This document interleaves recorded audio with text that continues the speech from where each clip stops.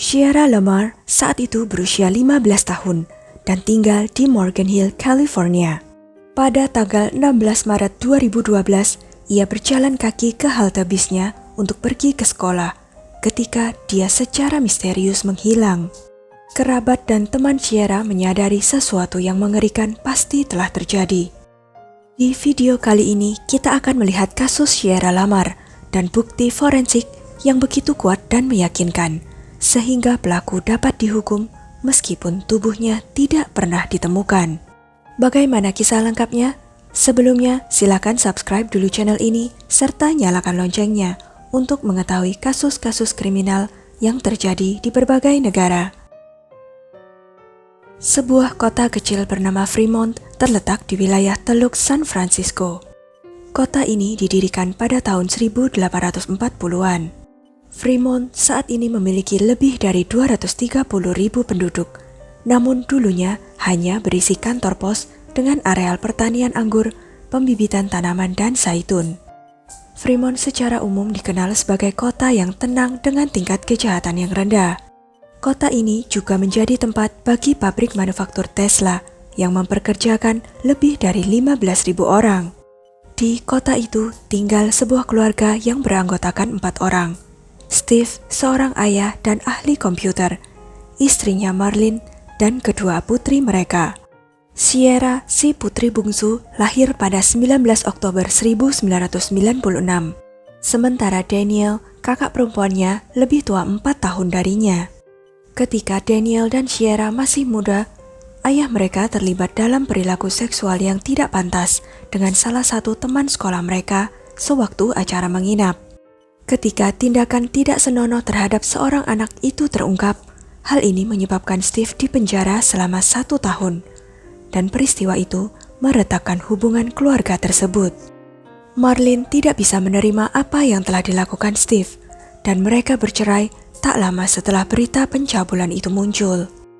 Segera setelah itu, Marlene mendapatkan pria baru. Setelah ayahnya bebas, Sierra dan Daniel mengatakan mereka tetap rukun dengannya, dan Steve tetap menjadi ayah yang baik dan dihormati bagi mereka berdua. Sierra dan Daniel bersekolah di Washington High School. Mereka senang bersosialisasi dan juga berprestasi di sekolah. Sierra digambarkan sebagai seorang gadis yang ceria dan sangat disukai di sekolah. Ia suka bersenang-senang, lincah, dan baik hati. Dia juga suka mengikuti kompetisi menari dan menjadi pemandu sorak. Marlene akhirnya memutuskan untuk pindah dari Fremont ke Morgan Hill yang terletak sekitar 60 km barat daya kota. Dia pindah ke Morgan Hill bersama pacarnya Rick Gardner dan Sierra pada bulan Oktober 2011. Rick bekerja di sektor konstruksi dan bisnisnya mulai berkembang. Di sana, mereka tinggal di sebuah rumah sewaan bergaya peternakan di Paquito Espana Court, sebuah jalan buntu pedesaan yang dibatasi oleh lahan pertanian. Sierra merasa kecewa karena harus meninggalkan teman-teman dekat dan hobinya, serta pindah ke tempat baru di mana tak satupun orang yang dia kenal. Berbeda dengan sekolahnya yang dulu, Washington High School, di Ann Sobreto High School, sekolahnya yang baru ini, para siswanya tidak memperlakukannya dengan kehangatan yang sama. Namun seiring berjalannya waktu, Sierra akhirnya bisa beradaptasi dengan baik dan menjalin pertemanan yang menyenangkan, bahkan bergabung kembali dengan regu pemandu sorak. 5 bulan kemudian, pada tanggal 11 Maret 2012, Sierra menelepon Steve dan Daniel yang masih tinggal di Fremont untuk memberitahu mereka tentang kemajuannya. Percakapan tersebut sebagian besar berlangsung dalam suasana gembira. Dia sangat antusias dengan salah satu tugas sekolahnya yang akan datang. Sierra juga menyebutkan keinginannya untuk mewarnai rambutnya saat dia pergi ke Fremont berikutnya dan memberitahu kakaknya semua tentang sekolahnya. Sierra bermaksud mengakhiri obrolan dengan Daniel dan Steve karena dia harus bersekolah keesokan harinya dan malam sudah semakin larut.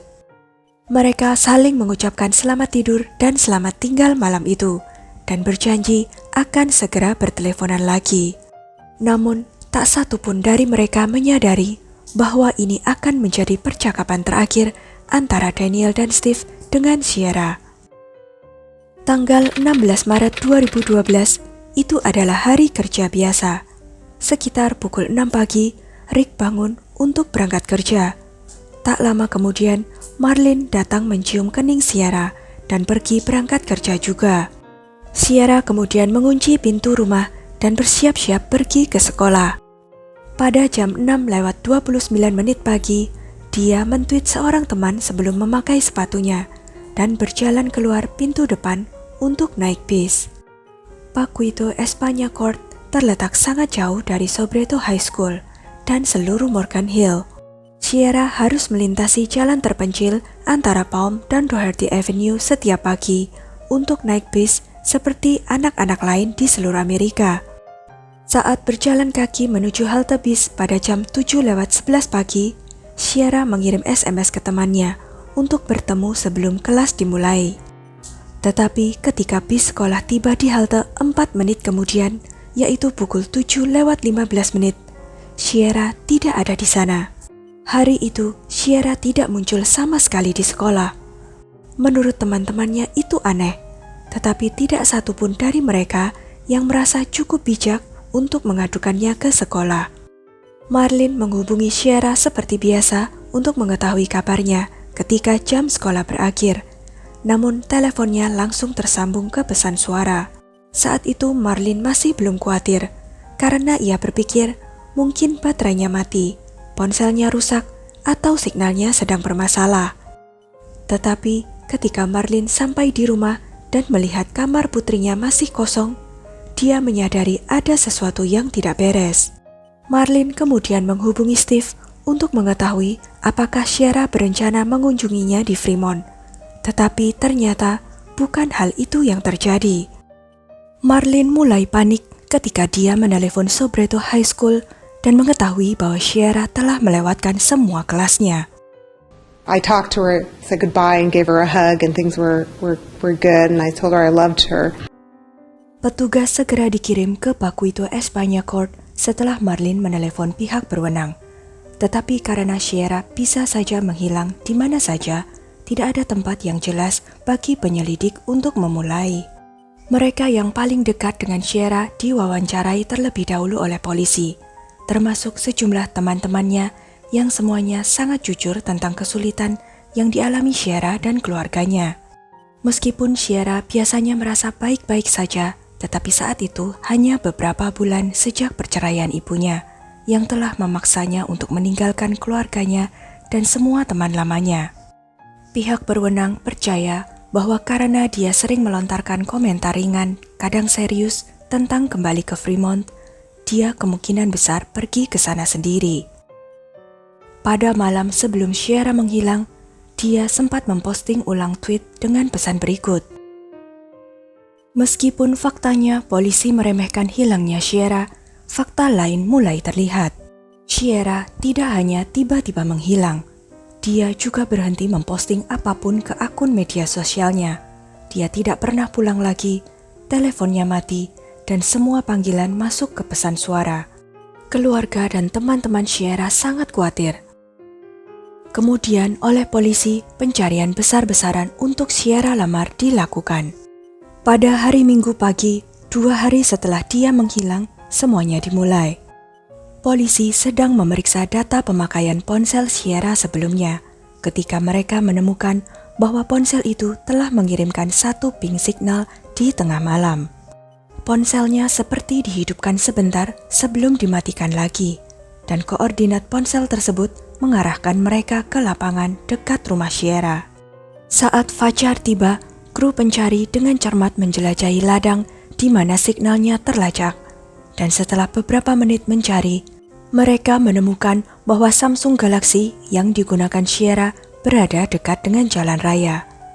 Melihat dari kerusakan fisik yang ditimbulkan, dapat diasumsikan bahwa ponsel tersebut pasti terlempar ke jalan. Penyelidik sampai pada kesimpulan bahwa ponsel itu tidak dinyalakan secara manual malam itu. Sebaliknya menurut mereka, kemungkinan hujan telah menyebabkan konsleting pengisian daya. yang mengakibatkan ponsel itu memancarkan signal seperti sedang dinyalakan sebentar. Tetapi teori itu menjadi rumit karena tidak ditemukan jejak kaki, jejak ban, atau lainnya. Keesokan harinya, sekitar 2 km dari rumah Sierra, petugas menemukan ransel Sierra tergeletak tepat di luar gudang. Itu adalah tas ransel yang ia bawa ketika pergi ke sekolah pagi itu. Di dalam tas itu, barang-barang Sierra masih terlihat lengkap. Ada inhalernya, tugas sekolah, dan juga uang. Segalanya menjadi lebih buruk karena pakaian lengkap Sierra yang mungkin dia kenakan di pagi hari dia menghilang juga ditemukan di dalam tasnya. Celana pullover, kaos kaki, sepatu, dan bahkan pakaian dalamnya ditemukan di dalam tas itu. Kemudian dilakukan tes DNA pada pakaian-pakaian itu, dan hasilnya membuktikan bahwa celananya mengandung DNA laki-laki asing yang menunjukkan bahwa Sierra kemungkinan besar telah diserang. Pencarian telah meningkat secara signifikan pada hari-hari setelah hilangnya Sierra. Penemuan telepon dan pakaiannya memicu curahan simpati lokal dan internasional. Petugas bekerja lebih dari 7.000 jam. Beberapa tim pencari yang terdiri dari lebih dari 800 individu berusaha memeriksa setiap danau dan waduk yang terdapat di wilayah tersebut. Mereka juga secara teliti menyisir ladang dan melihat ke dalam tiap bangunan yang ditinggalkan. Nama Sierra menjadi topik hangat di masyarakat, dan poster orang hilang dipasang di mana-mana. Selain itu, orang tua Sierra menawarkan hadiah $10.000 kepada siapapun yang memiliki bukti yang dapat dipercaya. Namun meskipun tim pencari telah berupaya sebaik mungkin, mereka tidak menemukan Sierra. Yang memberikan setitik harapan, ternyata penyelidik semakin dekat dengan pelaku potensial, meskipun masyarakat tidak menyadarinya saat itu. 12 hari setelah Sierra menghilang, pada tanggal 28 Maret, hasil pemeriksaan mengungkapkan bahwa DNA yang ditemukan di celana Sierra adalah milik seorang pria lokal. Semua 57 pelanggar seksual terdaftar yang tinggal di Morgan Hill diperiksa, dan DNA mereka kemudian dibandingkan dengan sampel dari celana Sierra. Ayah Sierra tercatat dengan sukarela menghubungi penegak hukum tentang kejahatannya sebelumnya, segera setelah putrinya menghilang. Dan setelah diperiksa, DNA-nya tidak cocok dengan sampel. Jadi, dia dengan cepat dihilangkan sebagai tersangka. Seorang pria lokal bernama Antolin Garcia Torres menjadi tersangka setelah hasil tes DNA-nya cocok dengan sampel DNA pada celana Sierra. Lelaki berusia 21 tahun itu menjadi perhatian publik. Ibu Antolin, istrinya yang saat itu sedang hamil, dan putri mereka tinggal di Taman RV Maple Leaf yang terletak sekitar 7 mil dari rumah Sierra. Antolin memiliki masa lalu yang meresahkan. Dia memiliki kehidupan yang menyedihkan, yang ditandai dengan pelecehan dan pengabaian ayahnya yang sering mabuk dan kasar. Ayahnya juga pernah mengancam akan membunuh ibunya dan dia, sebelum ayahnya akhirnya ditahan dan dipenjara karena menganiaya seorang anggota keluarga lain yang lebih muda. Parahnya, ayah Antolin mewariskan sifat buruk ini kepadanya.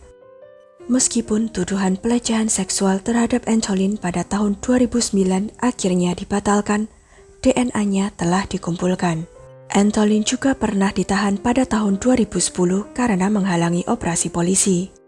Hasil pemeriksaan kecocokan DNA menyebabkan detektif menempatkan Antolin di bawah pengawasan terus-menerus. Tidak ada yang tahu apakah Sierra masih hidup atau tidak. Namun, Antolin adalah orang yang paling mungkin mengetahuinya. Pada saat itu, petugas mengambil sejumlah langkah untuk mengawasi keberadaannya, dan ponselnya disadap.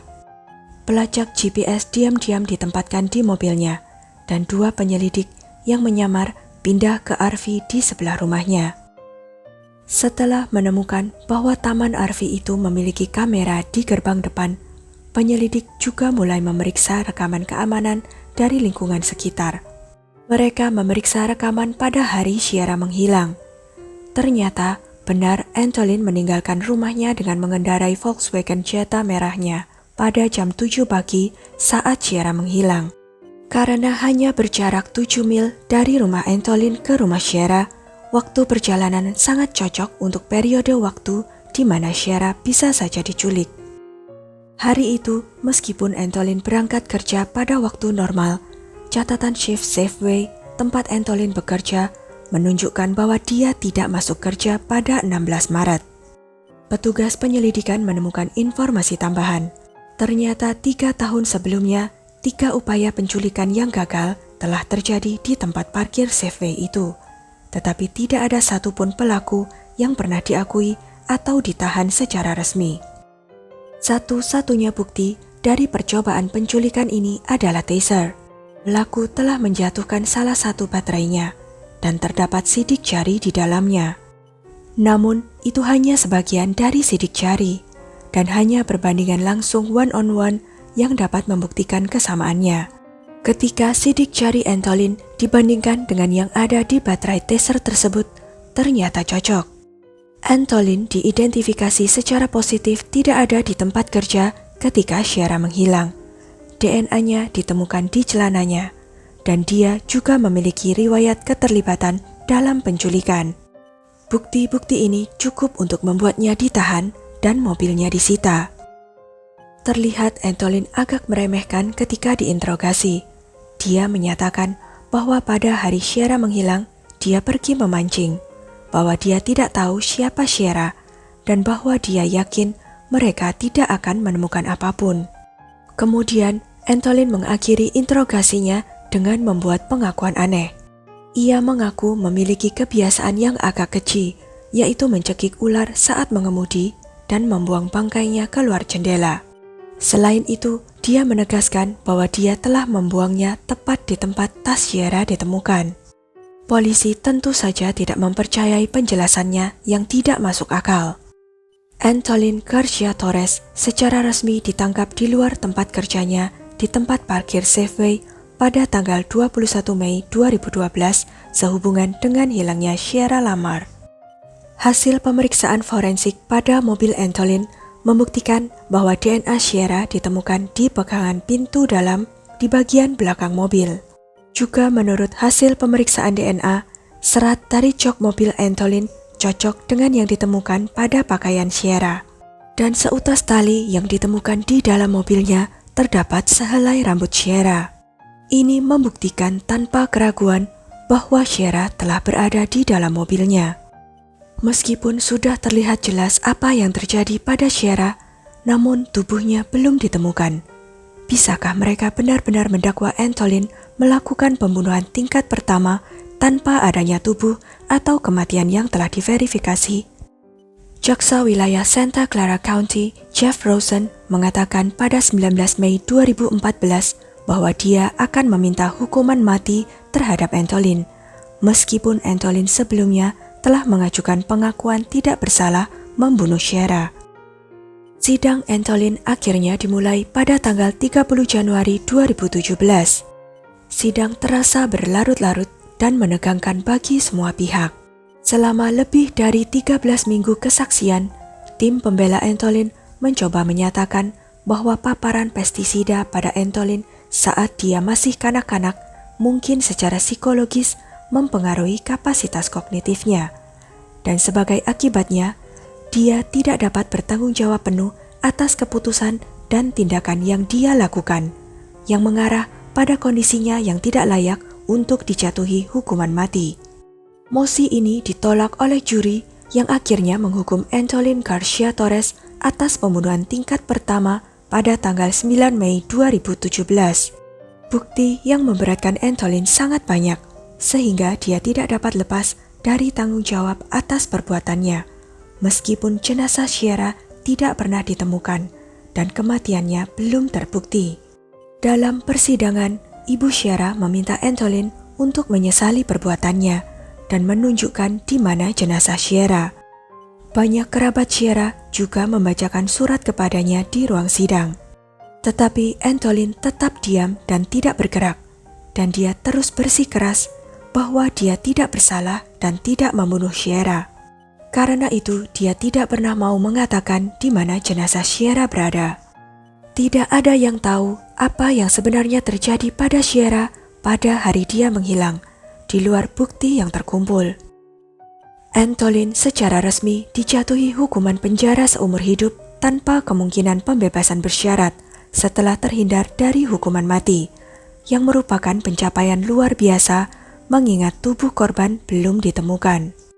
Tidak ada yang mengetahui kabar Antolin sejak hukumannya dibacakan. Saat dia di penjara, Antolin sempat menulis satu surat yang berisi, "Saya tetap menganggap saya tidak bersalah dan saya tidak akan membicarakan masalah ini." Upaya untuk menemukan Sierra adalah pencarian berkelanjutan terlama untuk seseorang dalam sejarah Amerika. Selama periode 3 tahun, para sukarelawan melakukan sebanyak 1.100 kali pencarian dalam radius 15 mil, yang menggabungkan 50.000 jam kerja upaya pencarian. Bahkan sampai sekarang, para sukarelawan masih ada yang terus mencari jenazah Sierra Lemar. Sebagian besar dari mereka sadar bahwa Sierra mungkin sudah meninggal, tetapi mereka masih ingin mengembalikannya ke keluarganya dan memberitahu mereka kepastian yang mereka butuhkan. Tidak ada yang yakin di mana jenazah Sierra berada saat ini, tetapi semoga suatu hari nanti keluarga Sierra akan menerima kepastian. Sekian kisah kali ini. Jangan lupa untuk klik like, share, subscribe, dan komen ya pendapat kalian. Sampai jumpa lagi di video-video selanjutnya.